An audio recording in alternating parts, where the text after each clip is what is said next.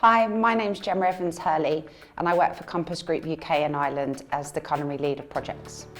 So today I have a beautiful Gresham duck in season. It's really important that we use every element of the carcass. To make a bonbon, it takes the beautifully flaked meat of the confit duck leg, and then I add a little bit of the coffee ground rub. It just enhances those flavours, giving the smoky essence to the dish. And then they get moulded into round balls, and then they go through a pane. So that's flour, egg and panko breadcrumbs, and then they're deep fried, and they just add that real texture and burst of flavour onto the plate. So the potato terrine being used on this dish, and for any other professional, I think there's different terminology.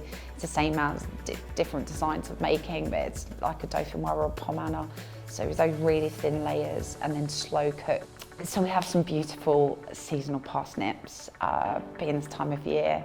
Why wouldn't you use the best of the best? So I am going to sweat those down in a pan with some beautiful banana shallots, some garlic.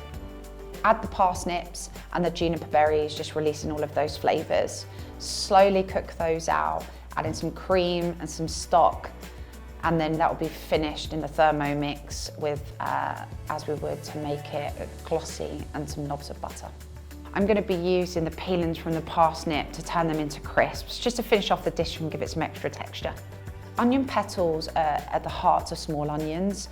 For me, I just do them right on a flat grill on a plancha, just getting that crisp edge on the outside, again adding depth and flavour to the dish.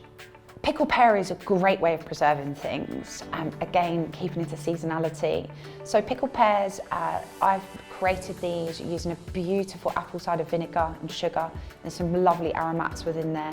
So when we go from taking a duck in a pan and it's been rendered down on the fat and you've got that lovely crispy outside, that goes into a 180-degree oven and it's cooked approximately for about 12 to 15 minutes, but each oven will depend.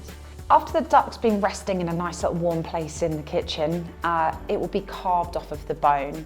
And that's just taking and following the natural line of the cavity and carcass and carving down and straight up ready for plating. When plating, it's really important to just take each element and plate with care. Starting with a beautiful pink duck breast, and that's first on the plate, followed by the potato terrine, and then the parsnip velouté. It's really important because that's going to become a little place for the bonbon to sit on. The parsnip velouté will go onto the plate, topped with a beautiful confit leg bonbon and coffee grinds. And then we're going to have some onion petals, the crispy parsnip peelings, and finish with that rich duck sauce. Here we have my coffee grind rub duck breast, confit leg bonbon, potato terrine, parsnip juniper berry velouté, crispy parsnip skins, pickled pear, and duck sauce.